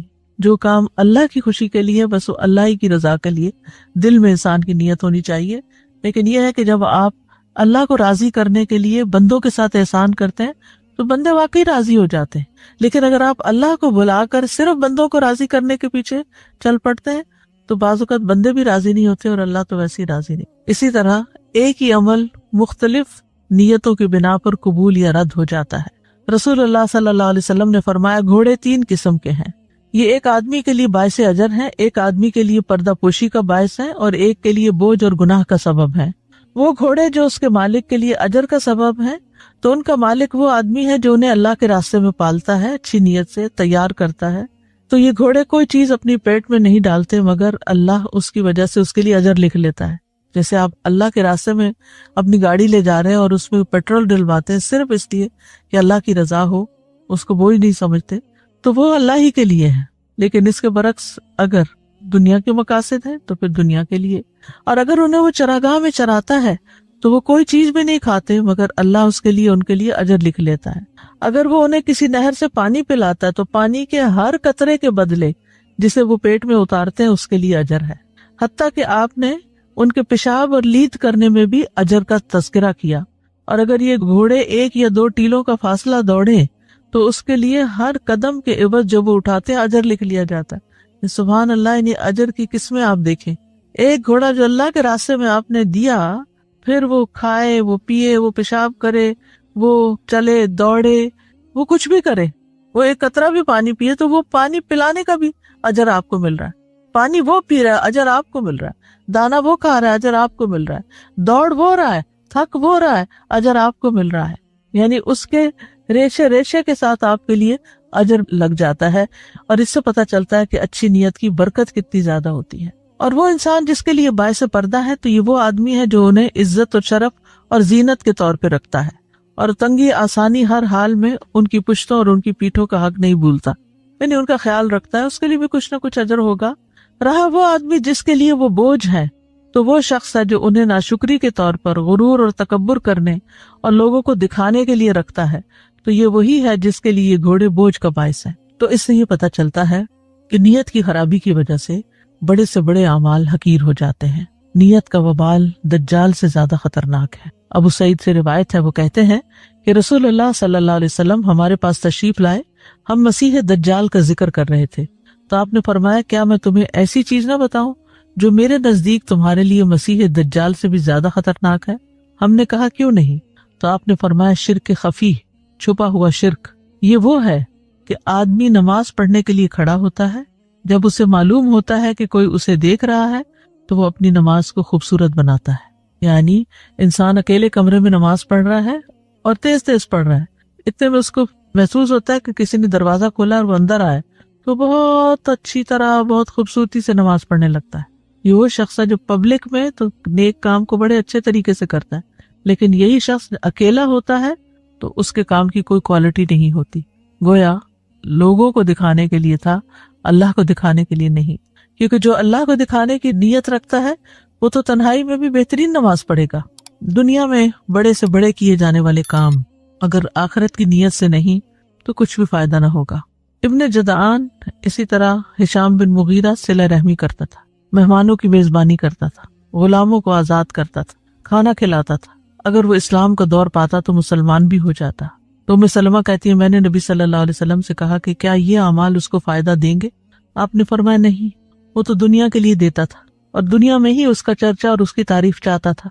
اس نے ایک دن بھی نہیں کہا تھا رب اغفر لی خطیئتی یوم الدین، اے میرے رب بدلے کے دن میری خطاؤں کو معاف کر دینا۔ یعنی اس کے ذہن میں آخرت تھی ہی نہیں، آخرت کی کھیتی نہیں تھی، اس لیے اس کو دنیا میں جو ملنا تھا مل گیا، اب وہاں کے لیے کچھ نہیں ہے۔ اسی طرح جو دنیا طلب کرتا ہے وہ اپنی آخرت کو نقصان دیتا ہے۔ رسول اللہ صلی اللہ علیہ وسلم نے فرمایا جس نے دنیا طلب کی اس نے اپنی آخرت کو نقصان دیا، اور جس نے آخرت کا مطالبہ کیا اس نے اپنی دنیا کو نقصان دیا۔ پس تم باقی رہنے والی زندگی کے بدلے فنا ہونے والی دنیا کا نقصان ہونے دو۔ یعنی اگر دو چیزوں میں ایک کو چوز کرنا پڑے تو آخرت کو چوز کرو۔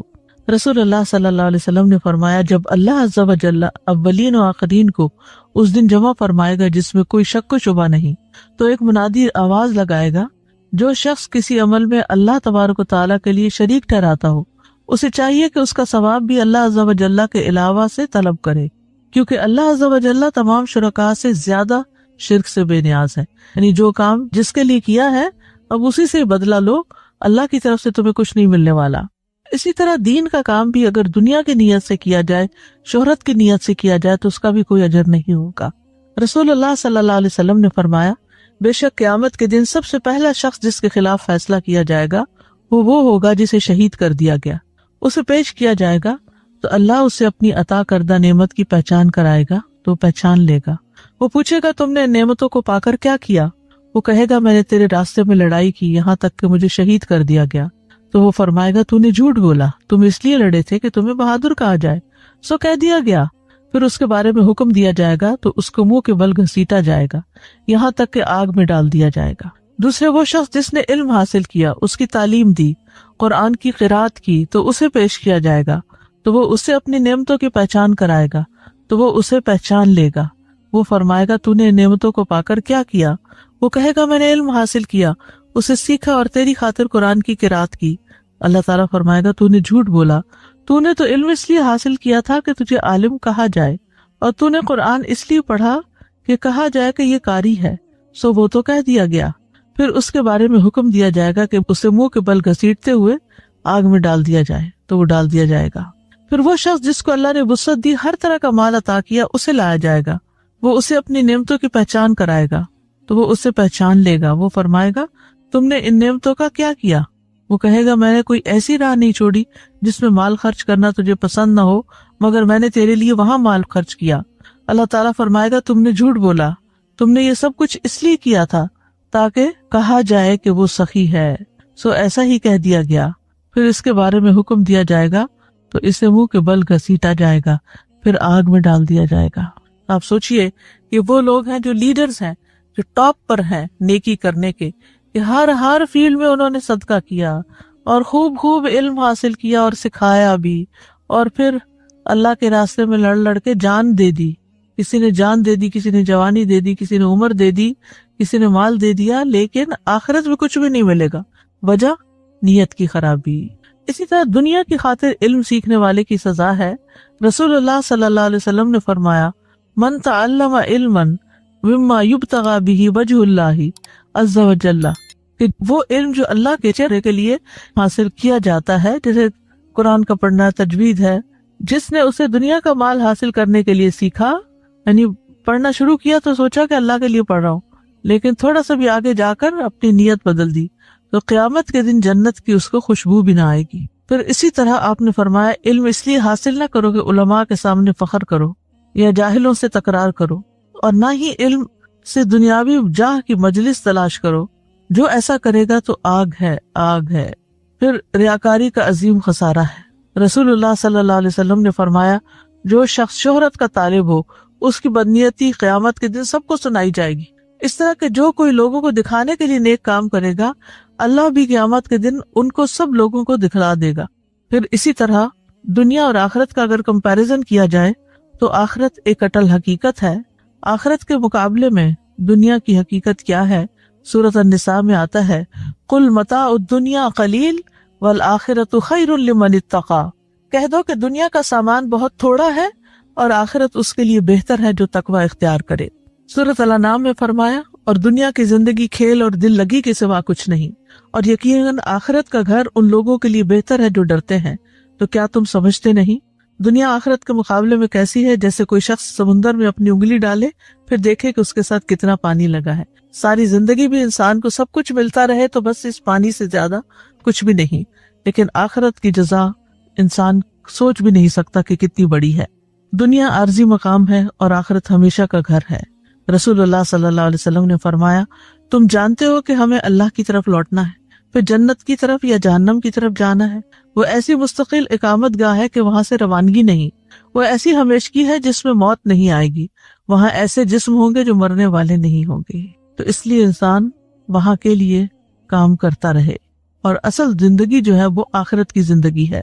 وما هذه الحیات الدنیا الا لہو ولعب وان الدار الاخرۃ لہی الحیوان لو کانوا یعلمون، اور دنیا کی زندگی کچھ نہیں مگر ایک دل لگی اور کھیل، اور بے شک آخرت کا گھر یقیناً وہی اصل زندگی ہے اگر وہ جانتے ہوتے۔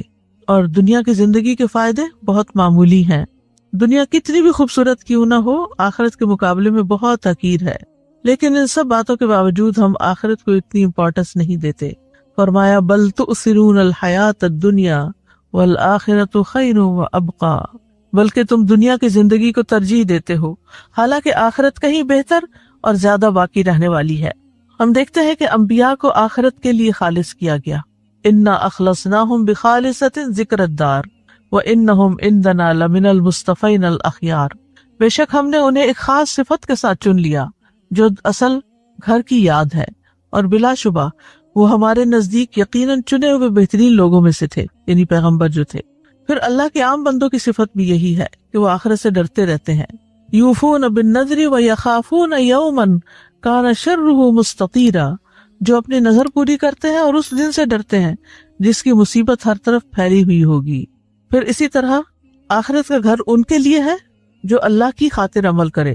والذین صبروا ابتغاء وجہ ربہم، وہ لوگ جنہوں نے اپنے رب کا چہرہ پانے کے لیے صبر کیا اور نماز قائم کی، اور ہم نے جو کچھ انہیں دیا اس میں سے پوشیدہ اور ظاہر خرچ کیا، اور برائی کو نیکی کے ساتھ ہٹاتے ہیں، یہی لوگ ہیں جن کے لیے گھر کا اچھا انجام ہے، یعنی آخرت کا انجام اچھا ہے۔ یہ یاد رکھیے کہ عقل مند وہی ہوتا ہے جو وقت کے آنے سے پہلے تیاری کی فکر لگائے رکھے، اور آخرت پر ایمان لوگوں کا ایک امتحان بھی ہے۔ آخرت پر ایمان نہ ہونے کا نقصان کیا ہے کہ انسان سیدھے راستے سے دور ہو جاتا ہے، قرآن سمجھ میں نہیں آتا، اعمال ضائع ہو جاتے ہیں، قیامت کے دن سخت نقصان اٹھاتا ہے انسان، قیامت کے دن نیکیوں کا کوئی فائدہ نہ ہوگا۔ پھر دنیا کی حرص کی مذمت بھی کی گئی ہے قرآن و حدیث میں۔ ابن عباس کہتے ہیں کہ اللہ نے دنیا کو 3 اجزاء میں تقسیم کیا ہے، ایک حصہ مومن کے لیے، ایک حصہ منافق کے لیے، اور ایک حصہ کافر کے لیے۔ مومن آخرت کے لیے زیادہ راہ لیتا ہے یہاں، اور منافق دنیا کی زینت اختیار کرتا ہے، اور کافر خوب عیش کرتا ہے، یعنی دنیا میں یہ ہوتا ہے۔ اسی طرح دنیا کا حقیر بندہ بننے کی بھی مذمت کی گئی ہے۔ نبی صلی اللہ علیہ وسلم نے فرمایا ہلاک ہوا درہم کا بندہ، ہلاک ہوا دینار کا بندہ، ہلاک ہوا منقش چادر کا بندہ، اگر اسے مل جائے تو راضی، نہ ملے تو ناراض، اللہ کرے یہ ہلاک ہو جائے، سر نگوں ہو کر گر پڑے، اگر اسے کانٹا چبھے تو کوئی نہ نکالے۔ یہ نبی صلی اللہ علیہ وسلم کی بددعا ہے ایک طرح سے اس شخص کے لیے کہ جو ہر کام صرف دنیا کے فائدے کے لیے کرتا ہے۔ آخرت چاہنے والے دنیا کو ایک ضرورت سمجھتے ہیں، دنیا سے محبت نہیں کرتے۔ دنیا اور آخرت میں سے ایک کو راضی کرنا ہوتا ہے۔ علی رضی اللہ عنہ کہتے ہیں دنیا اور آخرت آپس میں دو سوتنے ہیں، آپ جتنا ایک کو راضی کریں گے دوسری آپ سے اتنی ہی ناراض ہو جائے گی۔ دنیا کس لیے ہے؟ تاکہ ہم اپنی آخرت کمائیں، اس لیے ہم اپنے آپ کو آخرت کے کاموں میں مشغول کر لیں اور دنیا کو امانت سمجھتے ہوئے زندگی گزاریں۔ حسن کہتے ہیں اللہ ان لوگوں پر رحم کرے جن کے نزدیک دنیا ایک امانت تھی اور انہوں نے اس امانت کو، اس ہستی کو ادا کر دیا جس نے ان کو اس دنیا پر امانت دار بنایا تھا، پھر وہ ہلکے پھلکے ہو کر چل دیے۔ ابو سلیمان کہتے ہیں دنیا کی خواہشات سے صبر صرف وہی کر سکتا ہے جس کے دل میں وہ چیز ہو جو اسے آخرت کے ساتھ مشغول کر دے، لہذا صرف ضرورت کی دنیا رکھنی چاہیے۔ سفیان کہتے ہیں دنیا میں سے اپنے جسم کے لیے لے لو اور آخرت میں سے اپنے دل کے لیے لے لو۔ سفیان ثوری کہتے ہیں دنیا میں بے رغبتی لوگوں سے بے رغبتی اختیار کرنا ہے اور سب سے پہلے اپنے نفس کے متعلق زہد اختیار کرو۔ دنیا کے ساتھ ساتھ آخرت کی بھلائی کے لیے دعا کرنی چاہیے، ربنا آتنا فی الدنیا حسنۃ وفی الآخرۃ حسنۃ وقنا عذاب النار۔ پھر عافیت کا سوال کرنا چاہیے، اللہم انی اسألک العافیۃ فی الدنیا والآخرہ، اللہم انک عفو تحب العفو فاعف عنا۔ قیامت کے دن کی رسوائی سے پناہ مانگنی چاہیے، اللہم لا تخزنی یوم القیامہ۔ قیامت کے دن کی تنگی سے پناہ مانگنی چاہیے، اللہم انی اعوذ بک من ضیق الدنیا وضیق یوم القیامہ۔ کرنے کے کام یہ ہے کہ نمبر 1 ہر کام اللہ کی رضا حاصل کرنے کی نیت سے کریں، الا ابتغاء وجہ ربہ الاعلی۔ دوسرا یہ کہ ہر کام رب العالمین کے لیے ہو، قل ان صلاتی ونسکی ومحیای ومماتی للہ رب العالمین۔ کہہ دیجئے بے شک میری نماز، میری قربانی، میری زندگی اور میری موت اللہ کے لیے ہے۔ پھر یہ کہ آخرت کو سامنے رکھتے ہوئے اپنے فرائض ادا کریں۔ پھر یہ کہ آخرت کے دن کے عذاب سے بچنے کے لیے نیکیاں کریں، اپنے مال و اسباب کو آخرت بنانے کے لیے استعمال کریں، آخرت کو سامنے رکھتے ہوئے صدقہ کریں، کیونکہ اگر آخرت ہماری سنور گئی تو دنیا بھی سنور جائے گی۔ اور آخرت کی یاد کے لیے وقتاً فوقتاً قبروں کی زیارت کرتے رہیں، اس سے انسان کو اندازہ ہو جاتا ہے کہ دنیا میں کتنا بھی بڑا گھر بنا لوں لیکن آنا بالآخر مجھے یہی اس گھر میں ہے۔ دنیا کے گھر میں تو چند سال رہیں گے لیکن قبر میں معلوم نہیں کب تک رہیں۔